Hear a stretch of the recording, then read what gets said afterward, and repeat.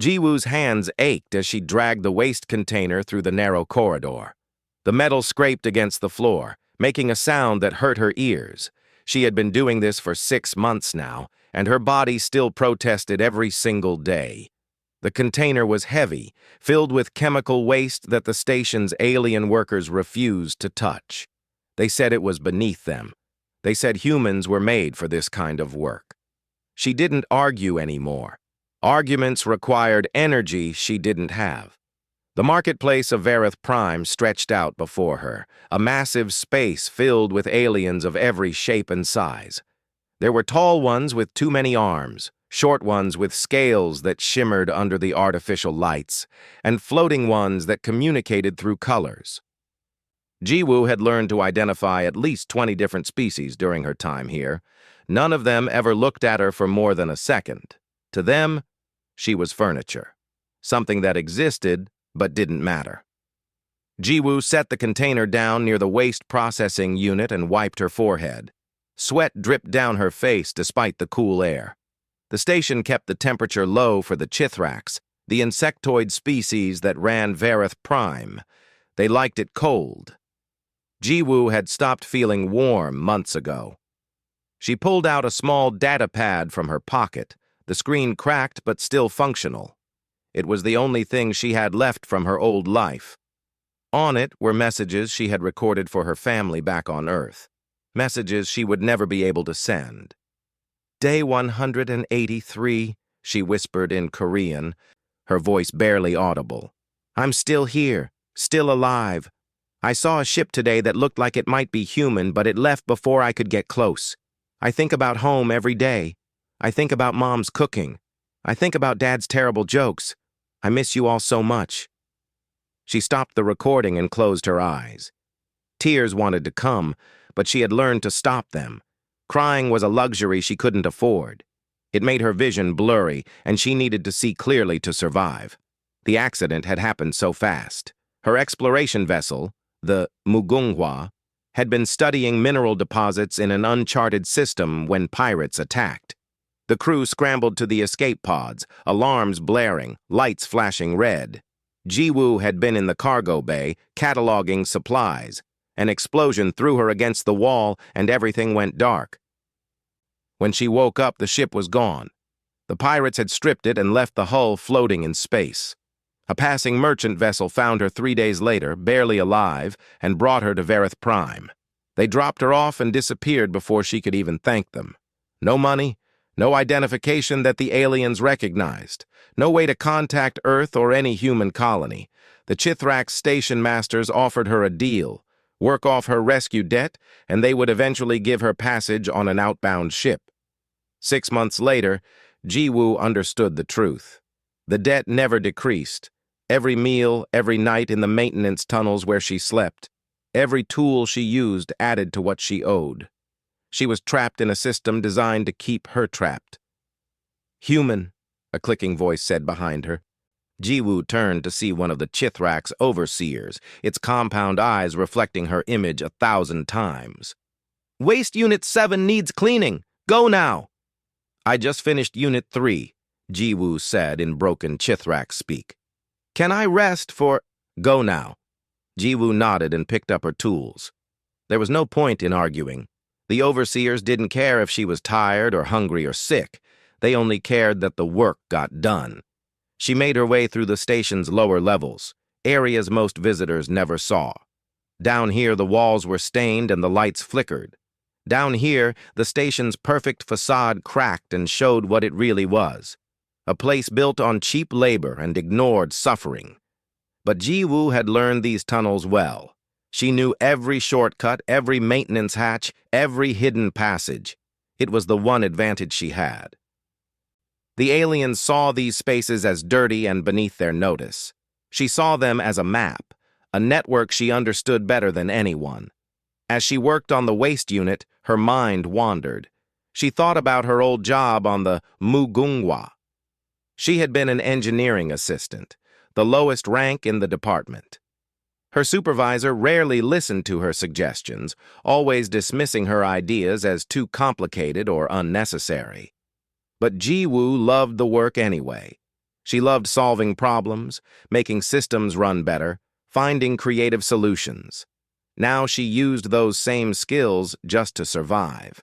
She had figured out how to repair the environmental suit she wore when handling toxic waste. She had learned to modify her tools to work more efficiently. She had even discovered a way to purify water from the station's recycling system. Water clean enough to drink without getting sick. Small victories. That's what kept her going. Hours passed. Jiwoo finished her work and made her way back to the maintenance tunnel she called home. It was barely large enough for her to lie down, but it was hidden and safe. She had made a bed from discarded thermal blankets and stored what little food she could afford in a sealed container. She ate in silence, a nutrition bar that tasted like cardboard, and stared at the metal ceiling. In the distance, she could hear the sounds of the station, announcements in languages she barely understood, the hum of ships docking and departing, the constant flow of commerce and life that didn't include her. Jiwoo pulled out her datapad again and scrolled through old photos, her family smiling at a beach, her friends from university. Her small apartment in Seoul, a life that felt like it belonged to someone else now. "I won't give up," she whispered to the empty tunnel. "I won't." But the words felt hollow. How long could she keep going like this? How long before her body broke down or her mind gave up? She was strong, but she wasn't invincible. Every day was harder than the last. The next morning, Jiwoo was hauling another container when she heard something that made her freeze. An announcement in the marketplace, spoken in a dozen languages. She only caught a few words, but they were enough. Human ship, military vessel, docking in Bay 17. Jiwoo's heart raced. A human ship.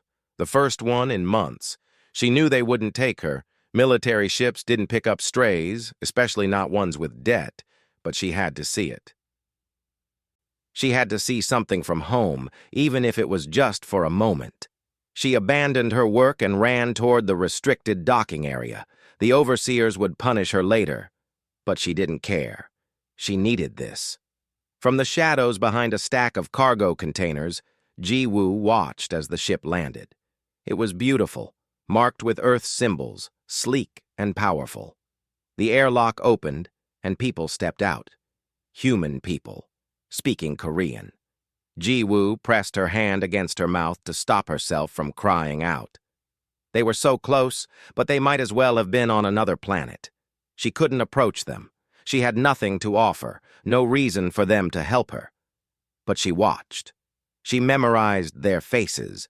She listened to their voices speaking her language. And then one of them looked in her direction. A man, tall and serious, with the bearing of someone important. Their eyes met for just a second before Jiwoo ducked back into the shadows. Her heart pounded. Had he seen her? Did it matter? She turned to leave, to go back to her invisible life, but something made her stop. Hope. Dangerous, painful hope. What if this was her chance? What if she let it slip away because she was too afraid to try? Jiwoo took a deep breath and stepped forward into the light. Hyunwoo noticed everything. It was what made him a good captain. While his crew conducted their official inspection of the station's security protocols, he walked the corridors alone, observing. 20 years in the Terran Defense Fleet had taught him that the truth of a place wasn't found in official reports or polished presentations. It was found in the shadows, in the spaces people didn't want you to see. That's why he was in the lower maintenance corridor when he saw her. A human woman, small and thin, struggling with a container twice her size. She wasn't just carrying it. She was using leverage, positioning her body at angles that distributed the weight efficiently. Engineering techniques. Practical physics applied to manual labor. Hyunwoo slowed his pace and watched. The woman set the container down carefully, wiped her face, and picked it up again using a different grip. She was solving a problem, not just surviving it. He made a decision and walked toward her. The woman noticed him and stopped. Her eyes went wide, and for a moment she looked ready to run. Hyunwoo raised his hands in a peaceful gesture and spoke in Korean. Easy. I'm not going to hurt you. The woman's face crumpled for just a second before she controlled it. She straightened her back and responded in Korean, her voice rough from disuse. I'm working. Please don't report me for stopping. Report you to who? Hyunwoo asked, genuinely confused. The overseers. I'm behind schedule. Hyunwoo looked at the container, then at the woman. She was exhausted, that much was clear. But there was something else in her eyes. Intelligence. Determination. The kind of fire that doesn't go out easy. What's your name? He asked. The woman hesitated. Ji-woo. Kim Ji-woo. I'm Captain Lee Hyunwoo, Terran Defense Fleet. What are you doing on this station, Ji-woo? And then she told him. Not everything at first, just the basics. Ship destroyed. Crew evacuated without her. Stranded. Working off a debt that never decreased. 6 months of invisible survival. Hyunwoo felt anger rising in his chest, but he kept his expression neutral. He had seen this before, on other stations in other systems. Aliens who viewed humans as cheap labor, exploiting legal loopholes and taking advantage of stranded travelers. It was disgusting, but it was also reality in the Outer Rim. Why didn't you contact the Terran embassy? He asked. Ji-woo laughed, a bitter sound. The nearest embassy is 3 systems away. I have no money for communication fees, and the station blocks unauthorized transmissions. I tried. They shut me down every time. Hyunwoo pulled out his own datapad and made some notes. What did you do on your ship, before the attack? Engineering assistant, low level. I mostly cataloged parts and ran diagnostics. But you know engineering? Some, enough. Ji-woo looked down at her hands. It doesn't matter now. It matters, Hyunwoo said firmly. Show me how you were planning to move that container. Ji-woo blinked in confusion. What? Show me. I want to see your technique. Hesitantly, Ji-woo positioned herself next to the container. She explained as she worked, pointing out the weight distribution, the leverage points, the way she used momentum instead of pure strength. It was smart, practical, the kind of problem-solving the fleet desperately needed. Hyunwoo made his decision. I need engineers, he said. My ship is short-staffed after our last engagement. If you can do what I think you can do, I can offer you a position. Not as a passenger, as crew. Ji-woo stared at him. You're joking. I don't joke about crew positions. You don't even know if I'm any good.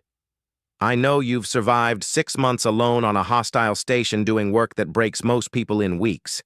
I know you're still thinking, still solving problems. That's what I need. Ji-woo's eyes filled with tears, but she blinked them back. The overseers won't let me leave. They'll say I owe too much. Hyunwoo's expression hardened. I can handle the overseers. No. Ji-woo shook her head quickly. You can't. Not without creating a diplomatic incident. Your mission is too important. I heard your crew talking. You're investigating weapons smuggling. If you push too hard on my case, the station masters will shut you out. She was right, and Hyunwoo knew it. Damn it. He couldn't just pull rank and take her. The political situation was too delicate. But he also couldn't leave her here. He wouldn't. Then what do you suggest? He asked. Ji-woo was quiet for a long moment. Then she looked up at him with something new in her eyes. Not hope exactly, but possibility. I know this station better than anyone. I know every maintenance tunnel, every hidden passage, every security blind spot. I've spent 6 months mapping it all just to survive. If you need to find the weapons cache without being detected, I can help you. Hyunwoo raised an eyebrow. You're offering intelligence in exchange for passage? I'm offering the one thing I have that's actually valuable. Smart. Very smart. Hyunwoo ran the calculations in his head. His second-in-command, Lieutenant Park Dae-yoon, would object. Bringing in an unknown element during a dangerous operation was a risk, but the alternative was spending days searching for the cache while the smugglers potentially moved it. "If you do this," Hyunwoo said carefully, "you're putting yourself in danger. Real danger. This isn't hauling waste. People will be shooting at us. People ignore me. They always have. I can be useful because I'm invisible." Jiwoo's voice was steady now. "I'm not asking you to save me, Captain. I'm asking you to let me earn my way out." Hyunwoo extended his hand. "Deal. But once you're on my ship, you follow orders. No exceptions." Jiwoo shook his hand, her grip stronger than he expected. "Understood." An hour later, Jiwoo stood in the cargo bay of the human ship with Captain Hyunwoo and his crew. Lieutenant Da-yoon watched her with suspicious eyes. Arms crossed over her chest. "This is a mistake," Da-yoon said in Korean, not bothering to hide her words from Jiwoo. "We don't know her. We don't know if we can trust her." "I trust my judgment," Hyunwoo replied calmly. "Your judgment could get us killed. Or it could save lives." Hyunwoo turned to Jiwoo. "Show them." Jiwoo pulled out her battered datapad and projected a hologram of the station. It wasn't an official map. It was better. It showed things the official schematics didn't include: abandoned tunnels, maintenance hatches, power conduits that could be used as passages. "The weapons cache is here," Jiwoo said, pointing to a section in the lower storage area. "I've seen smugglers moving crates there late at night when I'm cleaning. Heavy security, but there's a maintenance tunnel that runs parallel to the storage bay. The tunnel connects to the environmental systems, which means there's a service hatch inside the bay itself." Da-yoon leaned forward, studying the map. "Station security would have sealed that hatch." "They did, but I know how to unseal it." Jiwoo pulled up another image, showing the hatch's locking mechanism. "It's an old model. Same type we used on colony ships 10 years ago. I worked on these during my training. I can bypass it." The room was silent for a moment. Then Da-eun looked at Hyunwoo and gave a small nod. "It could work," she admitted reluctantly. Hyunwoo smiled. "Then we go tonight. Jiwoo, you'll guide us to the cache. Da-eun, assign her a safety suit and a communicator. She's part of the team now." Jiwoo felt something in her chest loosen. Part of the team. She hadn't been part of anything in so long. As the crew prepared for the mission, a young woman approached Jiwoo with a friendly smile. "I'm Bo-ra, ship's medic. Let me check you over before we go." Bo-ra's examination was gentle but thorough. She frowned at Jiwoo's weight, her vitamin deficiencies, her poorly healed injuries. But she didn't ask invasive questions. She just patched what she could and made Jiwoo promise to eat a real meal after the mission. That evening, as Jiwoo led the team into the maintenance tunnels, she felt alive for the first time in months. She had a purpose. She had people who were counting on her. She wasn't invisible anymore. Captain Hyunwoo walked beside her, his presence solid and reassuring. "You're doing good," he said quietly. Jiwoo nodded, not trusting her voice. She couldn't let him down. She couldn't let herself down. This was her chance, maybe her only chance, to prove she was more than what this station had made her. She would not waste it. The tunnel ahead was dark and narrow, but Jiwoo knew it by heart. She moved forward confidently, the team following her lead. Behind her, she heard Da-yoon whisper to Hyunwoo, "Maybe you were right about her." Jiwoo allowed herself a small smile. Maybe she was right about herself, too.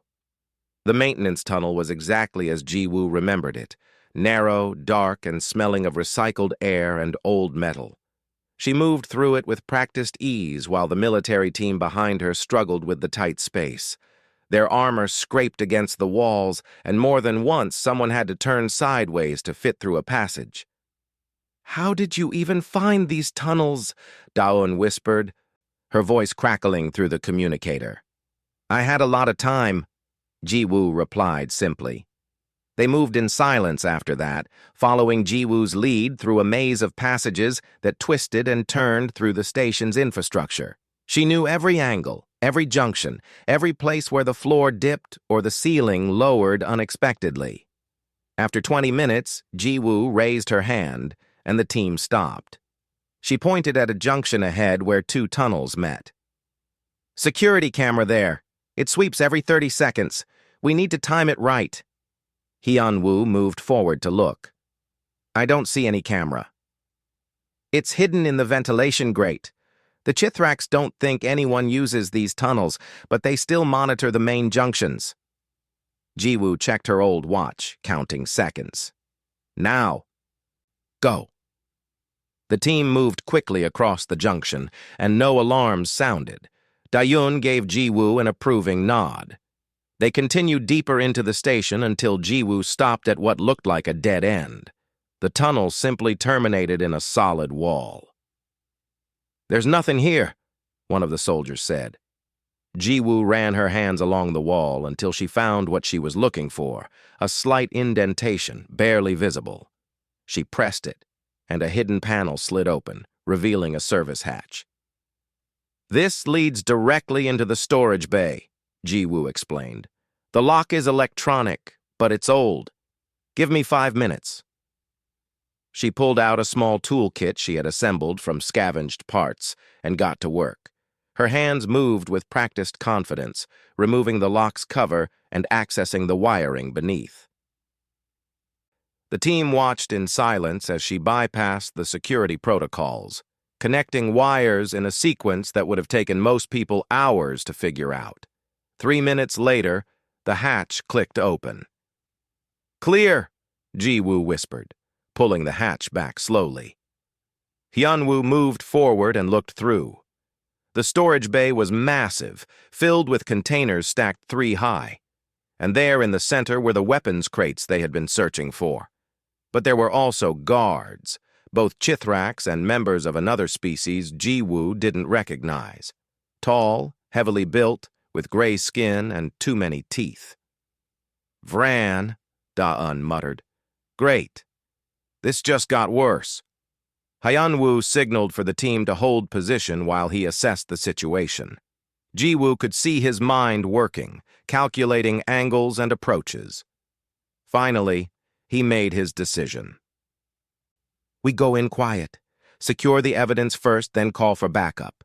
Ji-woo, you stay here." "No," Ji-woo said quietly. Hyun-woo turned to her, surprised. "That wasn't a suggestion." "I know, but you need me in there.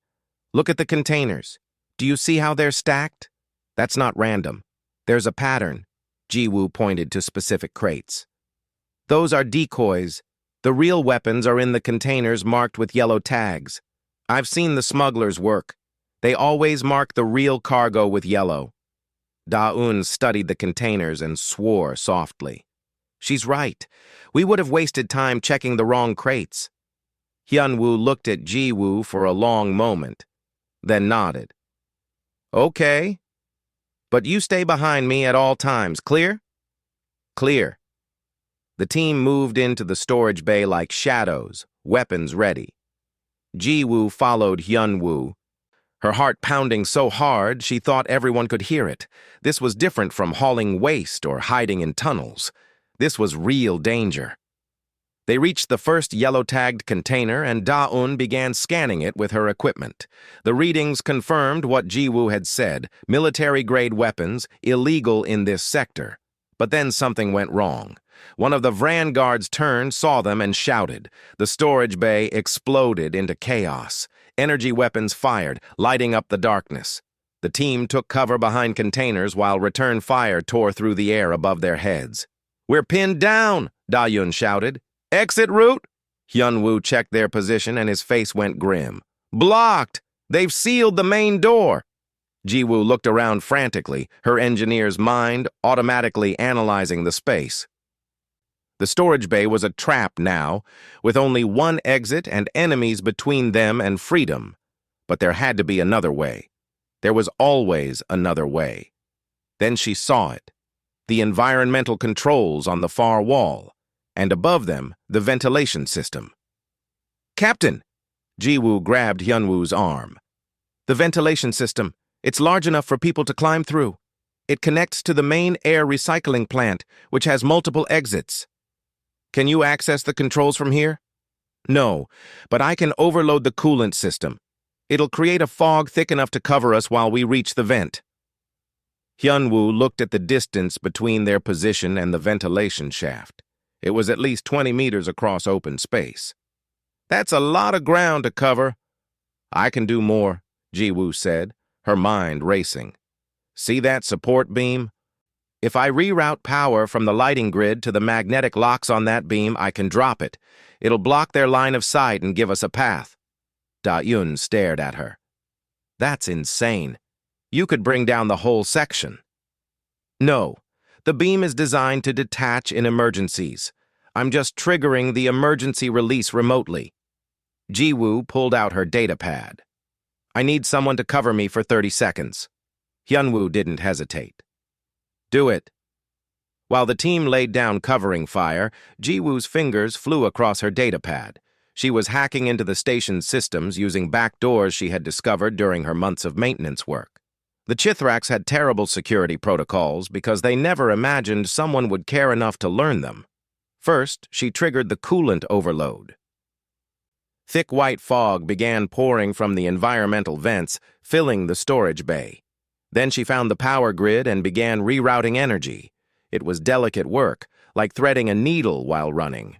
One wrong connection and she could electrocute herself or shut down life support. 20 seconds! Hyunwoo called out. Jiwoo's hands didn't shake. She couldn't afford for them to shake. She made the final connection and activated the emergency release. The support beam detached with a grinding sound of metal on metal. It didn't fall. It lowered on its emergency cables, exactly as designed, creating a perfect barrier between the team and the Vran guards. "Go!" Hyunwoo shouted. The team ran through the fog toward the ventilation shaft. Jiwoo was last, her shorter legs struggling to keep up. She heard weapons fire behind her, felt the heat of energy bolts passing too close. Then someone grabbed her arm and pulled her forward. Da-Eun, her face set in determination. "Move faster!" They reached the ventilation shaft and began climbing. The shaft was dark and tight, but it was safety. Jiwoo pulled herself up, her arms burning with effort. Behind them, the fog was already clearing, and angry shouts echoed through the storage bay. But they were gone.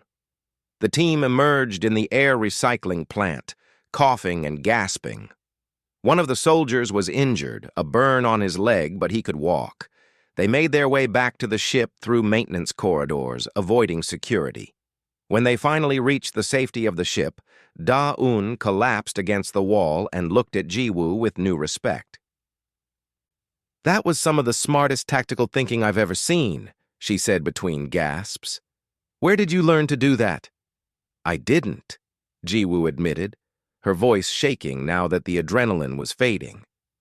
"I just looked at what was there and figured out what it could do."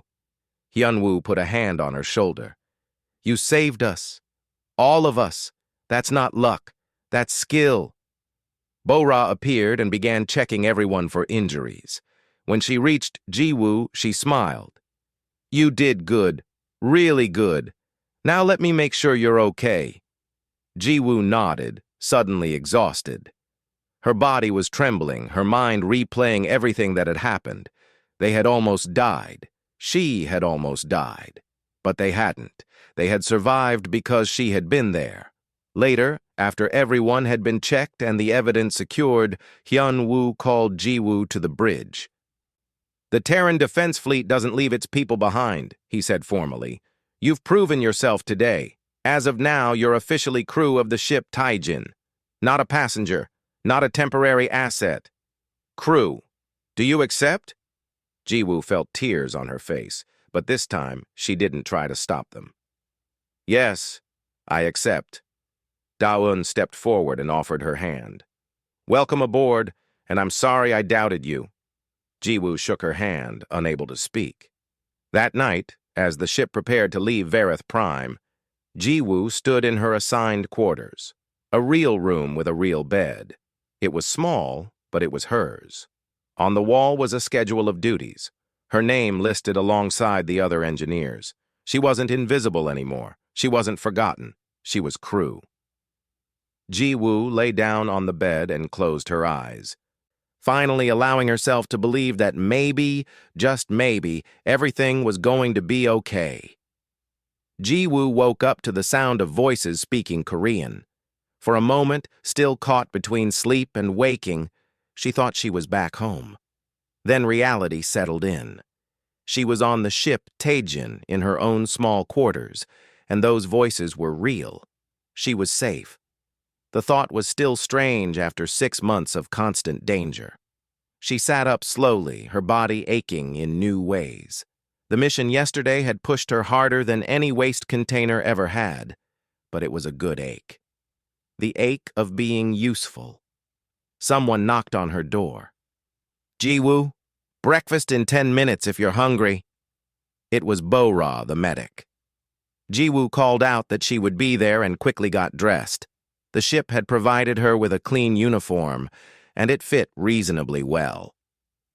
She stared at herself in the small mirror. She looked thin and tired, but there was something different in her eyes. Hope, maybe. Or purpose. The mess hall was small but warm, filled with the crew eating and talking. Jiwoo hesitated at the door, old habits making her want to find a corner and stay invisible. But Bo-Ra waved her over to a table. "Sit, you need to eat properly. Medic's orders." The food was simple: rice, soup, vegetables. But to Jiwoo, it tasted like heaven. Real food, not nutrition bars. Hot food, not recycled scraps. She ate slowly, trying not to cry. "Better?" Bo-Ra asked with a kind smile. Jiwoo nodded, not trusting her voice. Around them, the crew talked and laughed. Jiwoo recognized some faces from yesterday's mission. They nodded at her in greeting, acknowledging her presence. It was more recognition than she had received in 6 months on the station. After breakfast, Jiwoo reported to engineering as instructed. The chief engineer, a man named Sang-hoon, looked up from his work and studied her critically. "So you're the one who hacked the station's power grid during the mission," he said. "Yes, sir." "Don't call me sir. I work for a living." Sang-hoon gestured at the engineering bay. "This is your workspace now. I heard you were an engineering assistant before. What systems do you know?" Jiwoo listed what she had learned on her old ship, expecting him to be unimpressed. Instead, Sang-hoon nodded thoughtfully. "Good foundation. But we do things differently here. Faster, more efficient. Can you learn?" "Yes." "Then let's start. See that power coupling? It's been making a noise for 3 days. Figure out why." Jiwoo got to work. The coupling was accessible through a maintenance panel, and she began her diagnostic carefully. Sang-hoon watched her for a few minutes, then went back to his own tasks. The problem revealed itself quickly, a worn connection that was creating friction. Jiwoo could have just replaced the part, but she saw a better solution. If she rerouted the power flow through an alternate path, the coupling would last twice as long before needing replacement. She made the modification and tested it. The noise stopped. Sang-hoon checked her work and raised an eyebrow. "That's not standard procedure." "I know, but it works better." "Yeah, it does." He almost smiled. "Okay, I think we'll get along fine. You see problems differently. That's useful." Over the next week, Jiwoo settled into the rhythm of ship life.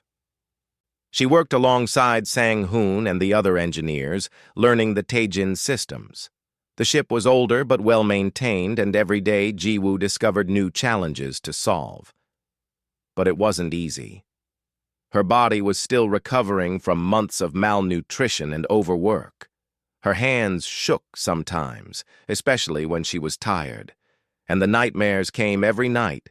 Dreams of being left behind, of dying alone on the station, of waking up to find this was all a dream. Bo-Ra noticed. she always noticed. "You're not sleeping well," she said one afternoon after Ji-woo fell asleep at her workstation for the third time that week. "I'm fine." "You're not, and that's okay. What you went through was traumatic. It doesn't just go away because your situation improved." Ji-woo wanted to argue, but she was too tired. "I should be grateful." "I am grateful. I don't understand why I still feel so broken." Bo-ra sat down beside her. "Healing isn't instant. Your body needs time to recover. Your mind needs time to process. You spent 6 months in survival mode. You can't just turn that off. The crew needs me to be reliable. The crew needs you to be human. That includes being imperfect." Bo-ra squeezed her hand. "Give yourself time. You're doing better than you think." That evening, Ji-woo was working late in engineering when Hyun-woo stopped by. He watched her calibrate a sensor array before speaking. "You don't have to prove yourself every minute of every day," he said quietly. Ji-woo's hands stilled. "I'm just doing my job." "You're doing everyone else's job, too. Sang-hoon tells me you've been taking extra shifts, volunteering for difficult repairs. You barely sleep." "I need to earn my place." Hyun-woo pulled up a chair and sat down. "You already earned your place, on the station during the mission, every day since then. You don't have to keep fighting to deserve being here." Ji-woo felt something crack inside her chest. "I don't know how to stop." "I know, but try. That's an order from your captain." Over the following days, Ji-woo tried to slow down. She took her full meal breaks. She slept more. She even joined Bo-ra for evening tea, something the medic insisted was good for her nerves. And slowly, carefully, she began to feel like a person again instead of just a survivor. The turning point came during a routine system analysis. Ji-woo was reviewing the ship's travel logs, looking for inefficiencies in the engine performance, when she noticed something strange. The data from their recent missions showed an unusual pattern in the locations they had visited. At first, she thought it was coincidence, but the more she looked, the clearer it became. The weapon smuggling operations weren't random. They followed a specific route, targeting stations and colonies in a deliberate pattern. Ji-woo pulled up a star map and began plotting the locations. Her heart started racing as the picture became clear. The smugglers were systematically moving through human-controlled space, always staying one step ahead of military response. And if the pattern held, the next target would be a colony called New Andong. She ran to find Hyun-woo. He was in his quarters reviewing reports. Ji-woo knocked and entered without waiting, her datapad thrust forward. "Captain, I found something. The smuggling operations, they're not independent. They're coordinated." Hyun-woo took her datapad and studied her analysis. His expression grew serious as he understood what she was showing him. "This pattern," he said slowly, "if it continues." New Andong is next. The colony has 200,000 people and minimal defenses. If the smugglers are connected to the Vran military like we suspect, they could be planning an attack. Hyun-woo immediately called Da-eun and Song-hoon to his quarters. Ji-woo explained her findings again, showing them the data she had compiled. Da-eun studied the star map. "The nearest fleet support is 3 days away. Even if we warn them now, they won't reach New Andong in time." "Then we go alone," Hyun-woo said. "Captain, we're one ship. If there's a Vran attack force, we can't stop them." "No. But we can slow them down until help arrives." Hyun-woo looked at Ji-woo. "How confident are you in this analysis?" Ji-woo felt the weight of the question. If she was wrong, they would waste time and resources chasing a false lead. If she was right and they did nothing, thousands could die. 70% confident, she said honestly. "The pattern is clear, but patterns can break." Hyun-woo nodded slowly. 70% is enough. We leave immediately. Da-eun set course for New Andong, maximum speed. After everyone left, Hyun-woo looked at Ji-woo seriously. "I'm gambling a lot on your analysis. My career, possibly the ship. Do you understand? Yes, sir. And you understand that if you're right, we're heading into a fight we might not win. Jiwoo thought about the people on New Andong. Families, children, people like her, just trying to live their lives. I understand, but we have to try. Hyunwoo smiled slightly. Good answer. Get some rest. We'll need everyone at their best. As Jiwoo walked back to her quarters, she felt different. Not broken, not invisible. For the first time since the attack that destroyed her old ship, she felt like herself again. She had found something important. She had trusted her skills, and her captain had trusted her judgment enough to risk everything on it. Jiwoo lay in her bed and closed her eyes. Tomorrow they would reach New Andong. Tomorrow she would find out if her analysis was correct. Tomorrow she might die, but tonight she felt alive. And that was enough. The ship dropped out of faster-than-light travel at the edge of the New Andong system. Immediately, alarms started blaring. Multiple contacts! Dayun shouted from her station. Vran signatures, 10 ships, heavy frigates. They're already in attack formation. Hyunwoo's face was grim but calm. Send distress call to Fleet Command. Tell them we need immediate support. All hands to battle stations. Jiwoo ran to her station in engineering. Sang-hoon was already there, his hands moving across the controls with practiced speed. Power to weapons and shields, he ordered. Jiwoo, I need you to monitor the engine output. If we're going to survive this, we need every bit of speed we can get. Through the communication system, Jiwoo could hear the battle chatter. The colony's orbital defenses were firing, but they were outdated and outmatched. The Vran ships were methodically destroying them one by one. On the planet below, 200,000 people were preparing for an invasion they couldn't stop. Captain, Da-eun's voice came through. The colony is calling for evacuation, but they don't have enough transport ships. We're looking at massive casualties. Then we buy them time, Hyunwoo replied. Weapons, target the lead Vran ship, all power to forward shields. The Taejin shuddered as it fired its weapons. The shot struck the Vran frigate, causing damage but not stopping it. Return fire hammered into the Taejin's shields, making the whole ship shake. In engineering, warning lights flashed red. Shields at 70%, Sang-hoon called out. We can't take many more hits like that. Jiwoo's mind raced, 1 ship against 10. They couldn't win through firepower. But maybe they didn't have to. She studied the tactical display, looking for weaknesses, for opportunities, for anything that could give them an advantage. The Vran ships were in a standard attack formation, focusing their fire on the colony's remaining defenses. They weren't paying much attention to the Taejin yet. One small ship wasn't considered a serious threat. That was their mistake. Captain! Jiwoo activated her communicator. I have an idea. The colony has mining operations in the asteroid field. If we can lure some of the Vran ships there, we can use the mining charges as improvised weapons. There was a pause. Then Hyunwoo's voice came back. Explain quickly. The mining charges are designed to break apart asteroids. They're powerful, but not military grade, so the Vran won't see them as a threat. If we can get them to chase us into the field, we can detonate the charges remotely. The debris will act like shrapnel. That's insane, Da-eun said. The timing would have to be perfect.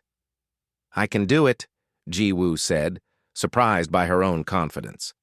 I've worked with mining equipment before. Give me access to the colony's mining control systems. Another pause. Then Hyunwoo made his decision.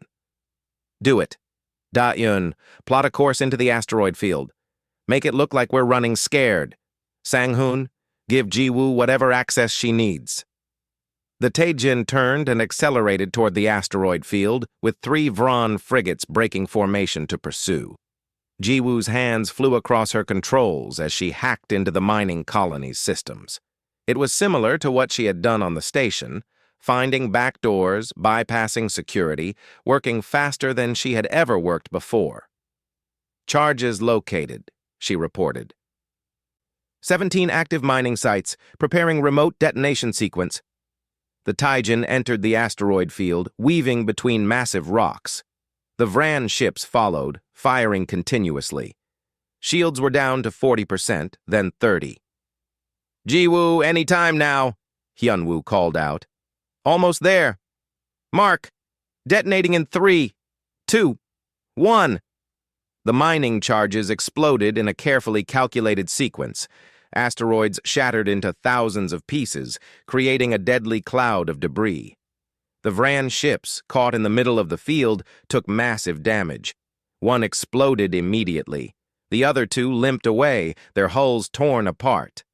3 down, Da-Wun shouted. 7 to go. But the celebration was short-lived. The remaining Vran ships had finished destroying the orbital defenses and were now focusing entirely on the Taijin. Energy beams tore through space, and the ship rocked under the impact.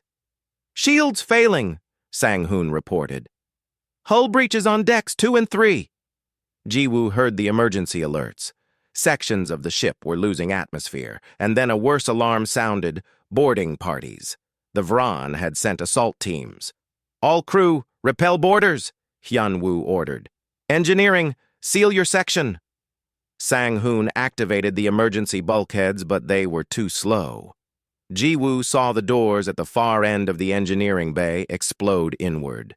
Vran soldiers poured through, their weapons firing. Sang-hoon was hit immediately, falling to the ground. The other engineers scattered, trying to reach safety. Jiwoo dove behind a control console as energy bolts scorched the air above her. She was trapped. The Vran were between her and the only exit. And they were searching the room, killing anyone they found. Jiwoo's hands trembled as she pulled out her data pad. Think. Think like an engineer. This was her ship now. She knew every system, every circuit, every backup protocol. She accessed the environmental controls, the same systems she had used on Verith Prime. The engineering bay had multiple emergency features, designed to contain fires or radiation leaks. She could use those. First, she vented the atmosphere in a controlled pattern, creating areas of vacuum that forced the Vran to cluster together. Then she activated the fire suppression system, filling the bay with flame-retardant foam that obscured their vision. Through her pad, she could see the security team fighting their way toward engineering. She just needed to buy them 30 more seconds. Jiwoo triggered the emergency gravity controls, cycling between zero gravity and double gravity in rapid pulses. The Vran, caught off guard, stumbled and fell. It wasn't much, but it was enough. The security team burst in and opened fire. The battle was short and brutal. When it ended, the Vran were dead or retreating. Bo-Ra rushed in with medical equipment and went immediately to Sang-hoon. "He's alive! Get me a stretcher!" Jiwoo pulled herself out from behind the console, her whole body shaking. The engineering bay was a disaster. Damaged equipment, scorch marks, blood on the floor. But they had survived. "Jiwoo!" It was Hyunwoo's voice through the communicator. "I need a status report." "Engineering secure," she managed to say. "But we've taken heavy damage. Multiple systems are offline. Can you get the weapons back online?" Jiwoo looked at the control boards. Half of them were dark or showing critical errors. But she had spent weeks learning this ship, understanding every circuit and backup system. "Give me 5 minutes." She didn't have 5 minutes. The Vran were preparing for another attack run, but Jiwoo worked with the speed and precision of someone who had nothing left to lose. She rerouted power through backup systems, bypassed damaged circuits, and connected systems in ways they were never designed to connect. It was dangerous. It was improvised. It was exactly what she had been doing her whole life. "Weapons online," she reported. "But they're unstable. You'll have 1 good shot, maybe 2 before the whole system overloads." "1 shot is all I need," Hyunwoo replied. The Taijin fired, and this time the shot was perfectly aimed. It struck a Vran command ship directly in its engine core. The explosion was massive, taking out 2 other ships that were flying too close. And then, like a miracle, more ships arrived. The Terran fleet, responding to the distress call. They had jumped early, pushing their engines beyond safe limits to arrive in time. The remaining Vran ships fled, and the battle was over. In engineering, Ji-woo collapsed against the wall. Her hands wouldn't stop shaking. Around her, the crew was checking damage and helping the injured. Someone put a blanket around her shoulders.